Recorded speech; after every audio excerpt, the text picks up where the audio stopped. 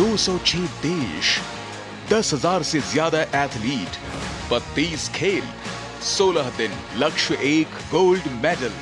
100 से ज्यादा भारतीय खिलाड़ी भी दिखा रहे हैं दम। पेरिस ओलंपिक से जुड़ी हर खबर सीधे ग्राउंड जीरो से। भारत के चैंपियंस एट पेरिस ओलंपिक, रोजाना सुबह 10 बजे सिर्फ डीडी न्यूज पर। पेरिस ओलंपिक 2024 की आयोजन समिति ने इस बार पर्यावरण के अनुकूल खेलों का आयोजन करने का प्रण लिया है। आयोजकों ने पेरिस ओलंपिक 2024 का प्रचार अब तक के सबसे ग्रीनेस्ट ओलंपिक के रूप में किया है। इस बार के ओलंपिक खेलों के आयोजन में कार्बन उत्सर्जन की मात्रा पिछले ओलंपिक खेलों के मुकाबले आधी हो जाएगी। पेरिस ओलंपिक के आयोजकों ने खेलों के लिए नए स्टेडियम और आयोजन स्थल बनाने में भी कटौती की है।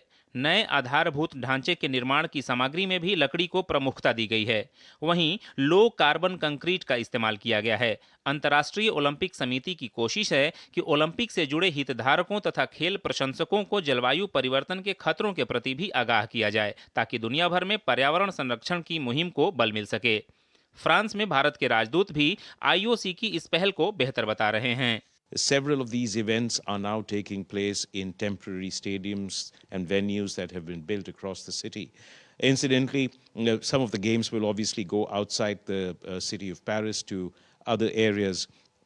It's also the most sustainable Olympics ever, because they haven't built this mega infrastructure all around, which usually are not utilized afterwards. They've built an Olympics village in the most depressed part of the Paris region, the poorest part of the Paris region, in a way to revitalize it. And they've built an aquatic center. Everything else is either in temporary venues or on renovated old structures. And of course, the farthest venue is several time zones away in the Pacific, in the Tahiti. आइए समझते हैं कि Paris Olympic किस तरह अब तक के सबसे इको फ्रेंडली गेम्स होने जा रहा है। पेरिस ओलंपिक खेलों के इतिहास में अब तक के सबसे ग्रीनेस्ट गेम्स होंगे। 95% ओलंपिक ढांचे का ओलंपिक के बाद दोबारा इस्तेमाल किया जाएगा। प्रमुख ऐतिहासिक स्थलों के आसपास अस्थायी स्टेडियम बनाए गए हैं। एक्वेटिक सेंटर के रूप में सिर्फ एक स्थायी आयोजन स्थल बनाया गया है। एक्वेटिक सेंटर का निर्माण कार्बन भंडारण करने वाली लकड़ी से किया गया है। एक्वेटिक सेंटर सौर पैनल से ढका हुआ है। वहीं पानी के लिए पुनर्चक्रण प्रणाली इस्तेमाल की गई है। ओलंपिक के समापन के बाद खेल गांव का सामाजिक आवास के रूप में उपयोग किया जाएगा। ओलंपिक के दौरान भोजन के 60% से अधिक विकल्प शाकाहारी होने से कार्बन फुटप्रिंट में भी कमी आएगी। ओलंपिक के आयोजन स्थल नवीकरणीय ऊर्जा से संचालित होंगे। ओलंपिक में उपयोग किए जाने वाले 90% उत्पाद रिसाइकल्ड सामग्री से तैयार हैं या दोबारा इस्तेमाल के लायक हैं। दुनिया भर में बढ़ते जलवायु संकट को देखते हुए पेरिस ओलंपिक 2024 ने एक मिसाल कायम की है और उन्होंने कार्बन के प्रभाव को कम करने के लिए खास इंतजाम किए हैं इस बार के ओलंपिक में, जिसका प्रमुख कारण है कि जलवायु संरक्षण किया जा सके और जलवायु में जो कार्बन फैल रहा है और जिसकी वजह से पर्यावरण को नुकसान हो रहा है, कहीं ना कहीं उसके प्रभाव को कम करके एक बार फिर से वैश्विक मंच पे इसको दुरुस्त किया जा सके। तो पेरिस ओलंपिक ने यहाँ ऐसी मिसाल पेश कर दी है जो वर्षों तक याद की जाएगी और आगे आने वाले खेलों में भी इसी तरह के जो स्टेप्स हैं, कदम हैं, उठाए जाएंगे और जलवायु को बचाने की मुहिम में एक कदम और तेजी से आगे बढ़ाया जाएगा। कैमरा सैंथिल के साथ में Mukesh Shukla, DD news Paris.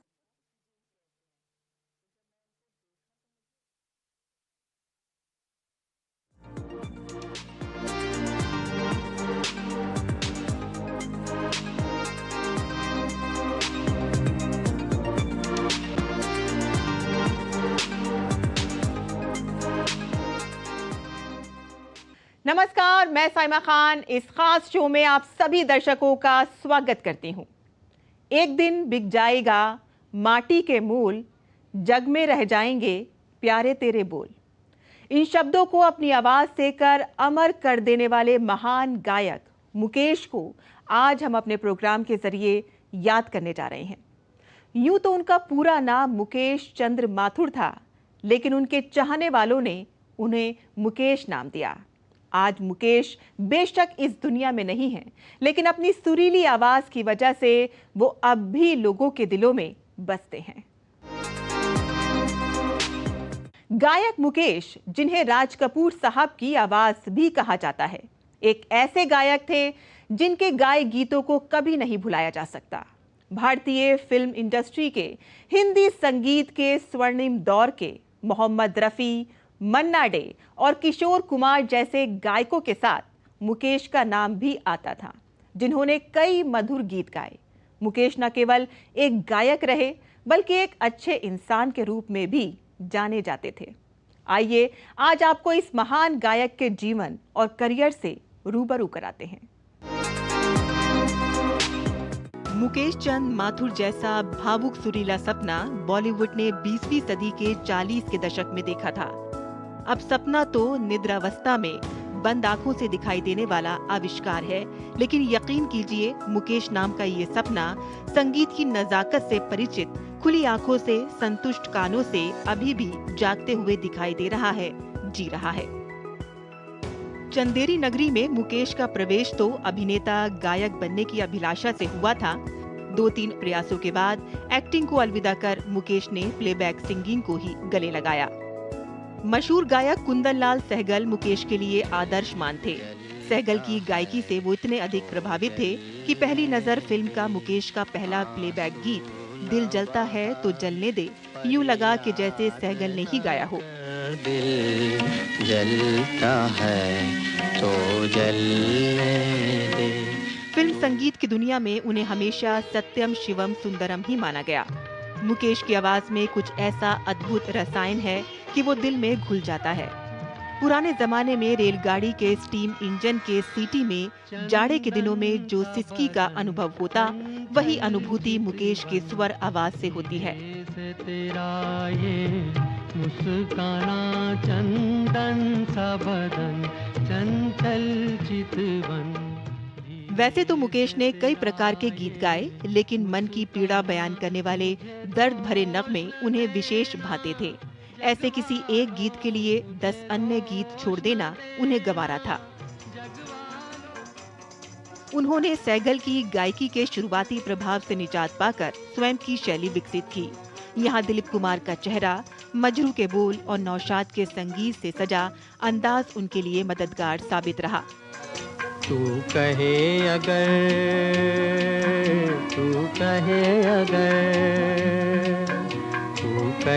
अगर जीवन भर मैं गीत सुनाता जाऊं। मुकेश ने कई बड़े अभिनेताओं को अपनी आवाज दी, लेकिन राज कपूर के लिए गाए गीतों से सही मायनों में मुकेश युग अवतरित हुए। आवारा हूँ या गर्दिश में हूँ, आसमान का तारा हूँ, आवारा हूँ। अलग अलग रंगों से सजे दिल को मोह लेने वाले गीत मुकेश ने गाए। यदि एक ही रत्न चुनने को कहा जाए तो संगीत सम्राट तानसेन का राग सोहनी के सुरों से सजा झूमती चली हवा याद आता है। झूमती चली हवा याद आ गया कोई। मुकेश को जन्म शताब्दी वर्षगांठ पर हार्दिक नमन। नितिन सप्रे की रिपोर्ट, डीडी न्यूज। झूमती चली हवा। मुकेश जी अपने पीछे अपनी आवाज का अनमोल खजाना छोड़ गए हैं। यकीनन उनके प्रशंसक उनके व्यक्तित्व और उनकी जिंदगी के बारे में बहुत कुछ जानना चाहते हैं। वहीं दूरदर्शन की टीम ने उनके बेटे नितिन मुकेश से खास बातचीत की, जिस पर उनके बेटे ने उनकी कुछ खूबसूरत यादें हमारे साथ शेयर की हैं। नितिन मुकेश बताते हैं कि वो अपने पिता को हमेशा एक आदर्श के रूप में देखते हैं, जिन्होंने ये भी बताया कि मुकेश जी ने अपनी जिंदगी में आए उतार चढ़ाव के बावजूद भी उन्हें एक बेहतर जिंदगी दी और वो उनके लिए बहुत ही खूबसूरत यादें छोड़ कर गए हैं। जैसे आपने सही कहा कि मेरा तो जीवन भर उनके साथ यादों से भरा हुआ है।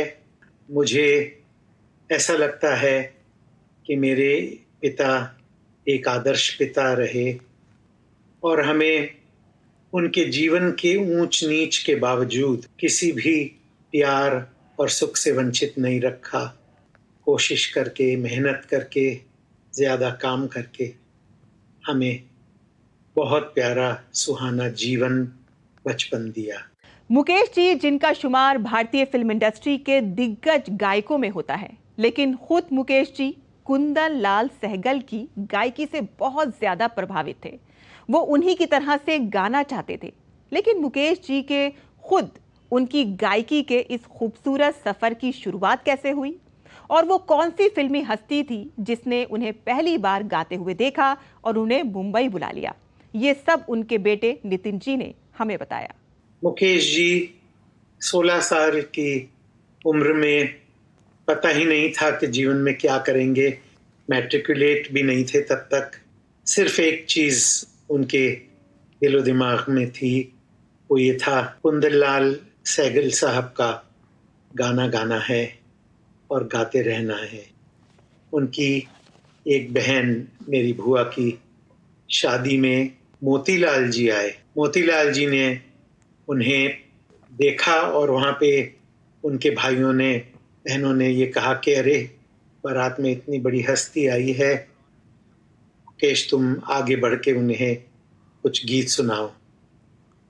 शर्माते हुए पापा ने उनको गीत सुनाया सहगल साहब का, और यकीन जानिए कि वहाँ से ही उनके जीवन में परिवर्तन आया। मोतीलाल जी ने सबसे पहले पापा के इस कला को, इस वरदान को पहचाना, मगर उनके भाइयों ने, मेरे बड़े ताऊ जी ने और सब ने मिलकर दादाजी और दादी जी से निवेदन किया कि इन्हें जाने दो, सपना पूरा करने दो। 16वें साल पे, 17वें साल पे मोतीलाल जी उन्हें बॉम्बे ले आए।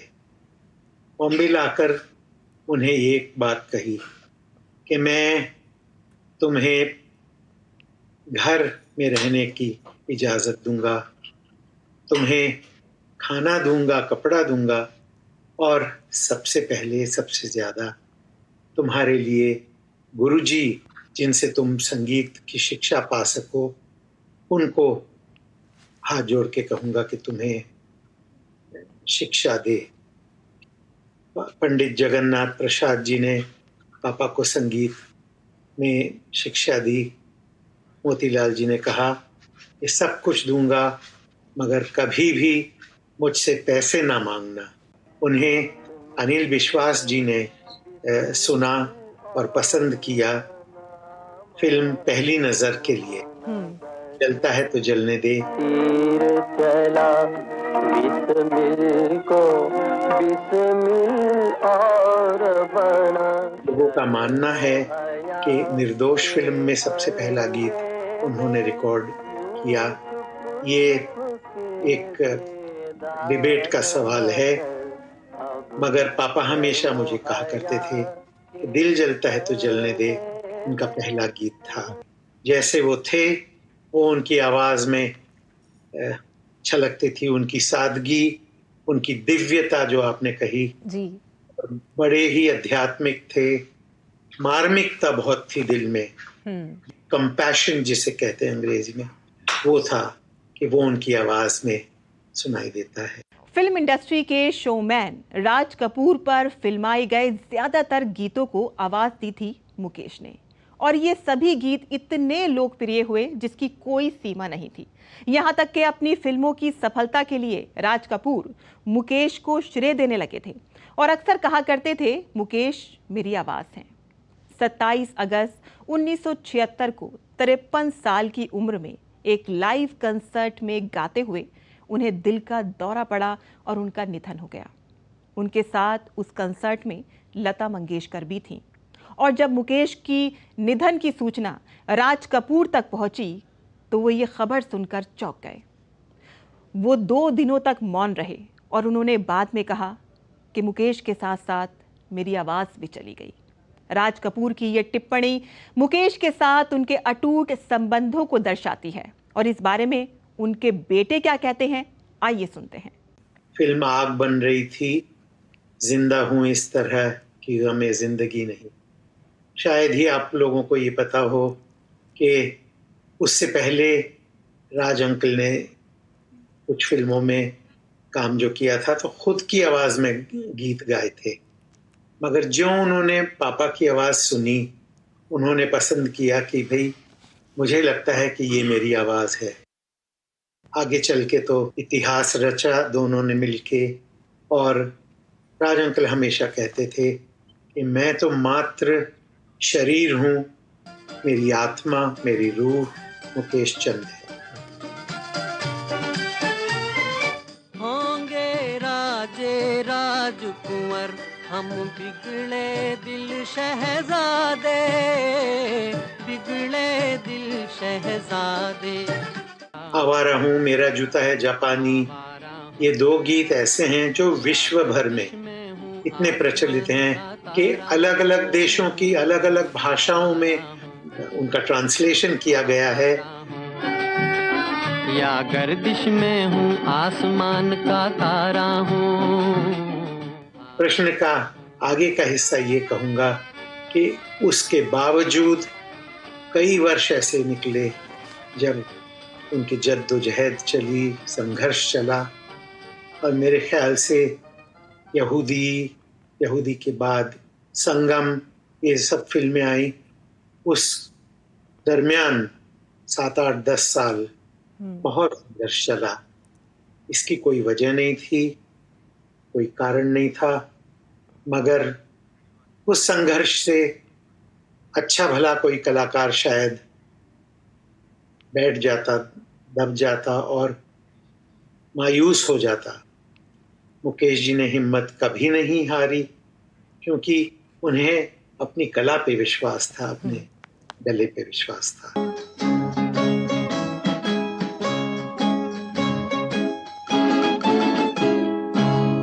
किसी की मुस्कुराहटों पे हो निसार, किसी का दर्द मिल सके तो ले उधार। सिल्वर स्क्रीन पर जब राज कपूर ये गीत गाते नजर आते तो देखने वालों को कहीं से भी ये प्रतीत नहीं होता कि ये आवाज राज कपूर की नहीं, मुकेश जी की है। किसी की मुस्कुराहटों पे हो निसार। मुकेश जी ने राज कपूर के लिए हर तरह के गीत गाए, दर्द भरे नगमे हो या प्यार हुआ इकरार हुआ जैसे रोमांटिक गीत। मुकेश हर गीत में अपनी आवाज का जादू दिखाते। प्यार हुआ इकरार हुआ है, प्यार से फिर क्यों डरता है दिल, कहता है दिल रास्ता मुश्किल, मालूम नहीं है कहाँ मंजिल। प्यार हुआ इकरार। शुरुआत में मुकेश ने दिलीप कुमार के लिए गाने गाए, लेकिन बाद में वो राज कपूर की आवाज बन गए।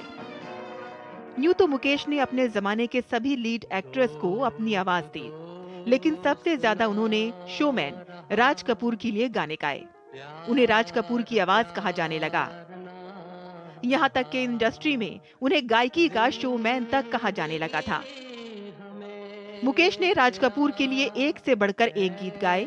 इनमें दोस्त दोस्त ना रहा, जीना यहाँ मरना यहाँ, सजन रे झूठ मत बोलो, मेरा जूता है जापानी सहित अनेक गीत शामिल हैं।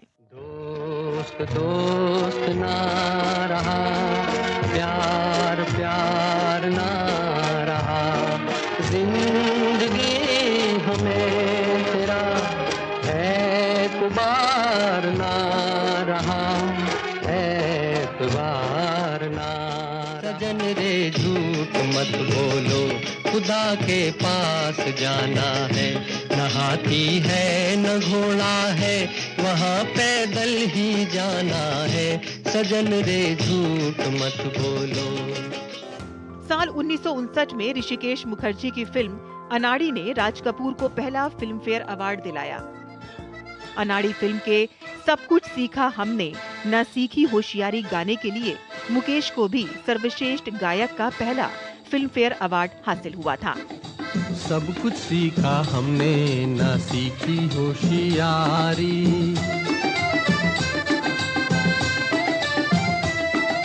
सब कुछ सीखा हमने न सीखी होशियारी, सच है दुनिया वालों के हम हैं अनाड़ी। राज कपूर, मुकेश और शंकर जयकिशन और शैलेंद्र की जोड़ी ने हिंदी सिनेमा को एक से बढ़कर एक कर्णप्रिय गीत दिए, जिन्हें लोग आज भी सुनते हैं तो उनमें खो जाते हैं। मेरा जूता है जापानी, ये पतलून इंग्लिस्तानी, सर पे लाल टोपी रूसी, फिर भी दिल है हिंदुस्तानी। मेरा जूता है जापानी। मुकेश ने फिल्म इंडस्ट्री में अपनी गायकी की शुरुआत एक ऐसे दौर में की जहां उन्हें मन्ना डे, मोहम्मद रफ़ी, किशोर कुमार और लता मंगेशकर जैसे गायकों का साथ मिला। कैसा था वो दौर और कैसे रहे इन सभी के रिश्ते, ये सब भी उनके बेटे नितिन मुकेश ने हमें बताया। इतनी दोस्ती का इतने के सगे भाइयों में ना हो, इतना प्यार था। पापा तो एक बड़े भाई की तरह उन्हें आदर मिलता था इन दोनों से, बहुत प्यार।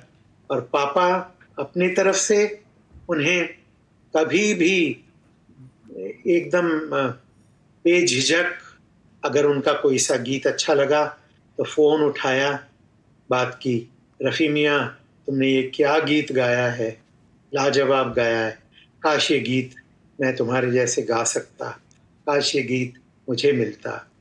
किशोरदा आए तो मुझे कहने लगे स्टेज पर, मंच पे मैं उनके साथ गाता था कि क्या जादू है, अगर ये चाहता तो शायद 20 साल पहले ही सबकी छुट्टी कर देता, ऐसी आवाज है। मगर आज इतनी मधुर आवाज में गाता है। नितिन, मैं चाहता हूँ कि मंच पे मेरे साथ तुम होते हो जब, मैं तो अपने खुद के गीत गाता ही हूँ, तुम किशोर के गीत गाया करो। सोचिए कि इतनी महानता और इतना बड़ा दिल कौन रख सकता है। मगर साथ साथ एक कहूँगा जो आपने पूछा नहीं, कि उनकी सर्वप्रिय गायक कहूँगा, गायिका दीदी लता दीदी थी। कई बार एक गीत को सुनते रहते थे, कभी क्या हर वक्त आंसू आ जाते थे। मगर दोस्ती सब में इतनी थी, और सब चूंकि पापा सबसे उम्र में बड़े थे, सब ने उन्हें बहुत मुकेश भैया, मुकेश जी, मुकेश दा, किसी भी नाम से संबोधित कर उन्हें बहुत आदर दिया, बहुत प्यार।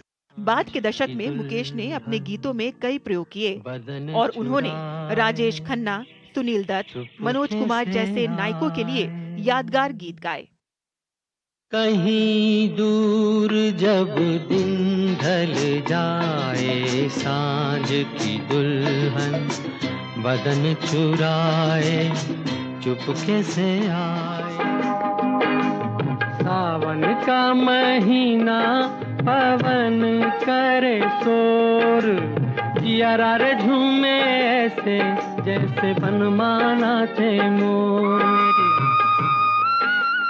चल मेरे दिल लहरा के चल, मौसम भी है वादा भी है, उसकी गली का फासला थोड़ा भी है ज्यादा भी है।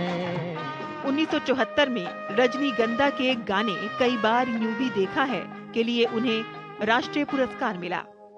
कई बार यूं ही देखा है, ये जो मन की सीमा रेखा है, मन तोड़ने लगता है।